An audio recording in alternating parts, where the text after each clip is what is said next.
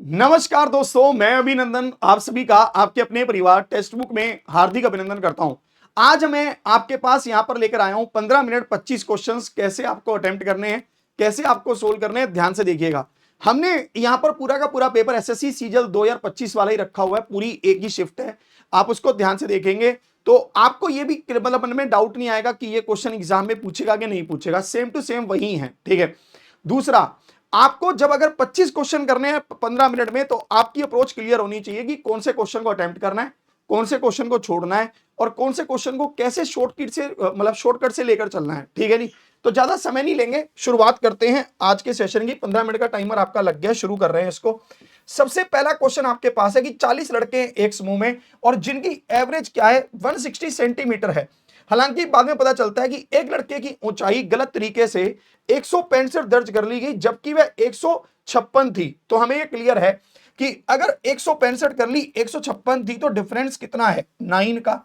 ये 9 ओवरऑल कम होगा 40 लड़कों का, तो एवरेज कितना कम हो जाएगा 0.22। पहले एवरेज क्या था 160 था, तो अब एवरेज 0.22 कम हो जाएगा, तो हमारे पास नया एवरेज हो जाएगा 159.78। तो अप्रोक्सीमेट ऑप्शन सी आ जाएगा। चलिए अगले क्वेश्चन पर बढ़ते हैं। अगला क्वेश्चन कह रहा है कि 30 छात्रों का औसत वजन 60 किलोग्राम है जबकि एक छात्र को हटा दिया जाता है तो वजन 59.5 किलोग्राम हो जाता है। तो हमसे पूछा हटाए गए का वजन बताइए। देखिए हमारे पास क्या है 60 किलोग्राम वजन है, 30 बच्चे थे, एक हटा दिया तो 29 बच गए। एवरेज क्या हो गया 0.5 कम हो गया, तो मतलब आधा कम हो गया। अगर आप 29 का आधा करेंगे तो 14.5 हो गया, यानी कि जो बच्चा हटा है वो अपने साथ 14.5 और ले गया, तो उसका वजन था कितना 74.5। आगे आते हैं।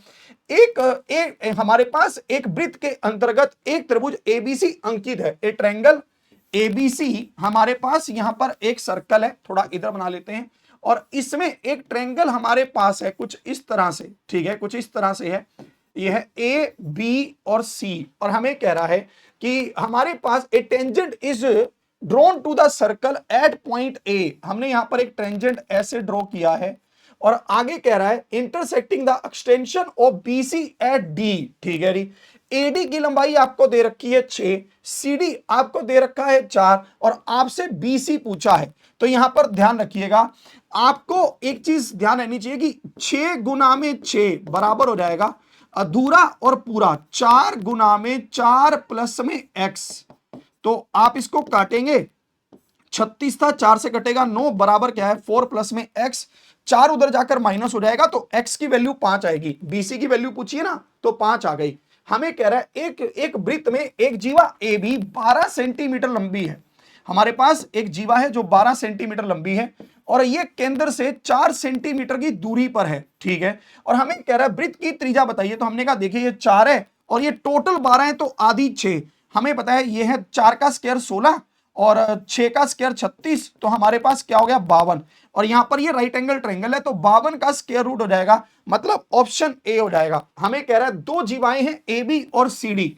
यहां पर एक सर्कल हमारे पास है, उसके अंदर ए बी और सी डी, एक वृत्त के अंदर दो जीवाएं हैं जो बिंदु पी पर एक दूसरे को काटती हैं। ठीक है, आप कहेंगे ए बी है और यहां पर ये सी डी है जो बिंदु पी पर एक दूसरे को काटती हैं।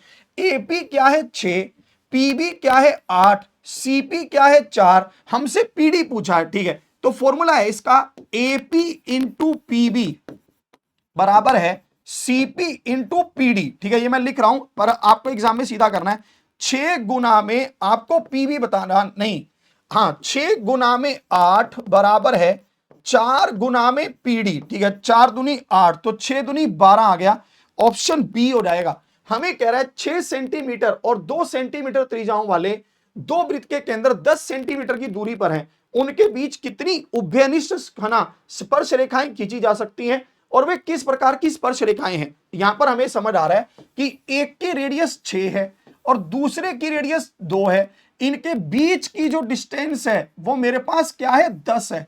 तो यानी कि दोनों सर्कल दूर है, तो एक टेंजेंट ये, एक टेंजेंट ये, दो, एक टेंजेंट ऊपर एक टेंजेंट नीचे, 4 टेंजेंट आएंगी जिसमें से 2 तो डायरेक्ट हो जाएंगी और 2 ट्रांसवर्स हो जाएंगी। चलिए हमें कह रहा है हमारे पास त्रिज्या वाला एक वृत्त x त्रिज्या वाले दूसरे वृत्त को 2x बाह्य रूप से स्पर्श करता है।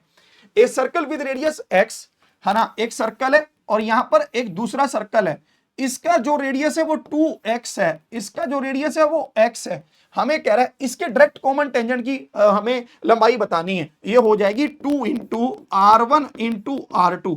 जब दो सर्कल एक दूसरे को टच करते हैं ना तो उसका जो डायरेक्ट कॉमन टेंजेंट हो जाता है वो होता है 2 into R1 into R2। x into x, x square, तो x बाहर आ गया, एक दो ऑलरेडी बाहर है और ये दो अंदर ही रह जाएगा, तो हमारे पास हो गया 2√2x, ऑप्शन सी। आगे बढ़ते हैं, हमें कह रहा है हमारे पास एक समलंब चतुर्भुज है ABCD, ABCD एक समलंब चतुर्भुज है, AB और CD समांतर हैं, तो ये हो जाएगा AB, है ना, CD, ठीक है। और फिर कह रहा है कि हमारे पास जो विकर्ण है AC और BD वो एक दूसरे को E पर काटते हैं। हमसे कह रहा है ट्रायंगल ABE और ट्रायंगल CDE, है ना, इसका हमसे क्षेत्रफलों का अनुपात पूछ रहा है कि क्षेत्रफल का अनुपात क्या होगा। मैंने कहा देखिए ये एंगल इसके बराबर अल्टरनेट एंगल, क्योंकि पैरेलल है ना, ये एंगल इसके बराबर अल्टरनेट एंगल, ये एंगल कॉमन, तो ये तो आपस में क्या हो गई, सिमिलर हो गई। अगर ये सिमिलर हो गई तो इनका जो रेशो होगा AB और CD का, इसका स्क्वायर ही इसके एरिया के रेशो के बराबर हो जाएगा। तो option A, the ratio of AB to CD square, ठीक है, इसके बराबर हो जाएगा। हमें कह रहा है 2 साल में चक्रवृद्धि ब्याज के साथ 5,000 रुपए की राशि 6,050 रुपए हो जाती है, तो हमें रेट बताना है। हमने कितना पैसा जमा किया है 5,000, कितना हो गया 6,050, इसको काटेंगे 100 और इसको काटेंगे 121, जितना भी साल आपको दे रखा है उतना रूट कर दीजिए, तो 10 और 11 हो गया, यानी कि 10 से 11 हो रहा है, तो पैसा एक बढ़ रहा है और कितने परसेंट बढ़ गया है 10%, तो ऑप्शन ए आ गया। हमें कह रहा है एक गोलाकार बगीचा है जिसका व्यास है 28 मीटर और एक माली ने इसके बगीचे की परिधि के 75% हिस्से पर बाड़ लगाना चाहता है, तो कितनी लंबाई की बाड़ उसको लगानी होगी। पूरी बाड़ क्या है 2πr है, रेडियस है, अब वो 75% पर लगाना चाहते हैं, तो इसका 75 कर दीजिए, 25 तिया 75, 25 चौके 100, 7 दूनी 14 और ये 2 पर काटा 2, तो हमारे पास एक बार फिर से देख लेते हैं, 25 तिया 75, 25 चौके 100, 7 पर काटा 7 दूनी 14 और यहां पर हमारे पास 28 मीटर व्यास है, तो रेडियस हो जाएगा हमारे पास, एक बार यार ये थोड़ा सा वैसा हो गया, एक बार फिर से लिखता हूं, हमारे पास हो गया 2πr और ये 75% पर बाड़ लगाना चाहता है, 25 तिया 75, 25 चौके 100 और इसको काटा 7 दूनी 14 और ये 2 दूनी 4, हाँ ठीक तो आ रहा था, तो 66 आ रहा है, ऑप्शन बी। आगे बढ़ते हैं, एक भुजा की लंबाई 1 है, ए है, और इसकी ये एक समबाहु त्रिभुज है, हमें परित्रिज्या और अंत्य त्रिज्या का अनुपात पूछ रहा है। हमेशा ध्यान रखना परित्रिज्या और अंत्य त्रिज्या का जो अनुपात होता है वो 2:1 होता है इक्विलेटरल ट्रायंगल में। हमें कह रहा है एक खोखले अर्धगोले की मोटाई एक समान है, इसकी आंतरिक रेडियस और बाहरी रेडियस है, आंतरिक है r और बाहरी है 2r, ठीक है। हमसे क्या कह रहा है इनके क्षेत्रफलों का अनुपात बताइए, इनका क्षेत्रफल हो जाएगा 2πr स्क्वायर, 2πr स्क्वायर और ये हो जाएगा 2πr स्क्वायर, ठीक है, ये कट गया ये कट गया, 4r स्क्वायर हो गया और यहां पर r स्क्वायर है ही, तो 4:1 आ गया, ऑप्शन ए। आगे बढ़ते हैं, एक अर्धगोलाकार घुमंद 20 मीटर व्यास के एक वृत्ताकार भाग को घेरता है, इस घुमंद का अनुमानित वक्र पृष्ठीय क्षेत्रफल बताइए, तो इसका हो जाएगा 2πr स्क्वायर, ये हो जाएगा 2 गुना में 22/7, 20 गुना में 20, तो हमारे पास आ जाएगा 2 दूनी 4, 4 दूनी 8, 8 दूनी 16, एक कैरी, 8 दूनी 16 और एक 17, 7 से भाग करिए, 7 दूनी 14, 36 हमारे पास आ गया, ठीक है। एक बार फिर से देख लेते हैं, हमें कह रहा है कि अच्छा ये इसका डायमीटर है, तो रेडियस क्या होगा 10 हो जाएगा, रेडियस तो 10 हो जाएगा, तो ये हो गया हमारे पास 4400, 7 पर काटिए, 7 छिके 42, तो हमारे पास आया 20, आगे जाने की जरूरत ही नहीं है, 628 आ गया। आगे बढ़िए, एक वर्गाकार पिरामिड का पार्श्व पृष्ठीय क्षेत्रफल आधार के क्षेत्रफल के वो है, ठीक है, दुगने के बराबर है। पिरामिड वाले को एक बार स्किप करते हैं। हमें कह रहा है एक गोलाकार गेंद को एक बेलनाकार बर्तन में पानी में डुबाया गया है, बेलनाकार बर्तन की त्रिज्या 5 सेंटीमीटर है और ऊंचाई दे रखी है और गेंद की त्रिज्या 4 सेंटीमीटर है। गेंद द्वारा कितना पानी हटाया गया आयतन में बताना है। अब गेंद उतना ही पानी हटाएगी जितना उसका वॉल्यूम है। वॉल्यूम क्या है 4/3πr³, ये वॉल्यूम है।